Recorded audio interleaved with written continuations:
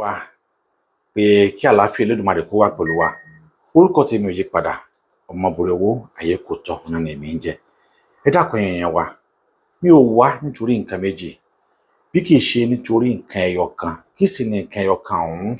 Òun náà ni ọ̀rọ̀ ìwéré ilé. Ọ̀rọ̀ yìí ó ti di tó ń kọ tọmọdé àtàgbà lóminú. Ìran Yorùbá a gbọ́dọ̀ wòran kí ìran wo parun. Ẹ dákun ẹ dábọ̀. Àwọn wọ̀nyí wọ́n nílò ìrànlọ́wọ́. Ìrànlọ́wọ́ tá a sì ń sọ yìí ó nílò fún owó láti ṣe ní tá a fẹ́ ṣe. Àwa tá ń jà fún ìjàgbara kò tó jèrè yìí, bá a ṣe tá a bẹ̀bẹ̀ nígbà tí wàhálà bá dẹ̀rẹ̀. Ṣé bó yẹ kí àgbèrè gbé wa kó ti mú mi ńlẹ̀ kójò tó dé ni? Àmọ́ kò sí omi ńlẹ̀ kójò tó dé. Níjọ́ àjò òun náà láàárẹ̀ kaná. Níjọ́ ogun làárán tí ọkọ́, làárán tí àdá. Níjọ́ ìṣòro làárán tí ìyẹ̀kan ẹni. Ẹ wá wò ó, a tún ti dé báyìí o. Mi ò sì dá wá o. Mo dá wá lórúkọ Yoruba Media wípé kẹ́ dákun kẹ́ dábọ̀. A nílò ìrànlọ́wọ́ yín. A nílò àánú yín láti lè ran àwọn èèyàn wa tí wọ́n fẹ́ fara wọn jìn láti lè ṣiṣẹ́ ìlú. Wọ́n á ní ká mówó wá, ṣùgbọ́n kí ni wọ́n ó jẹ nígbà tí wọ́n bá lọ sọ́pọ́ọ̀tì àwọn tó wà ní ìwéré ilé? Àwọn kan wà ńbẹ̀ tí wọ́n ń ṣiṣẹ́ lọ́wọ́lọ́wọ́ báyìí. Àwọn kan tó fẹ́ lọ join wọn láti sọ́pọ́ọ̀tì àwọn tí wọ́n jẹ́ agbófinró tó wà ńbẹ̀ láti rí wípé ìwéré ilé náà ní ìfọ̀kànbalẹ̀ bí ìlú Gàngán náà ṣe ní ìfọ̀kànbalẹ̀. Wọn ò sì ní lọ lásán torí pé wọ́n fẹ́ fi iṣẹ́ tí wọ́n ń ṣe, wọ́n fẹ́ fi ilẹ̀, wọ́n fẹ́ fi ìyàwó àtọmọ wọn, wọ́n fẹ́ fi ilẹ̀, wọ́n fẹ́ jà pé kí ìran wọn kó má parun. Ìdí nìyí tá a ṣe nílò ìrànlọ́wọ́ yín.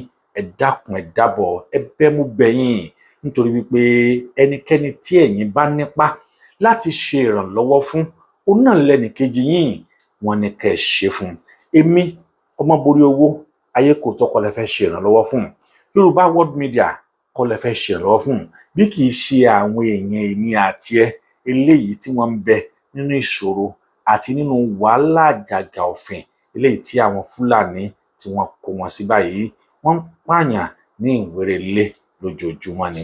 Ìdí nìyí tó jẹ́ kí Yoruba Media tó yẹ ká lọ create account kan tá a mọ̀ sí Just Giving.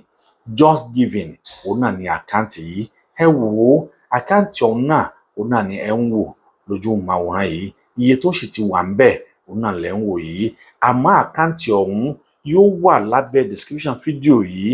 Ẹ dákun ẹ dábọ̀, ẹ ràn wá lọ́wọ́, ẹ bá wa fi owó sí.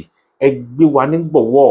Ẹ dákun ẹ dábọ̀ abẹ̀yìn ni nítorí wípé nítorí kankan wa bá ṣe lónìí, ọ̀rọ̀ ìtàn ni ó padà dà tó bá dọ̀la.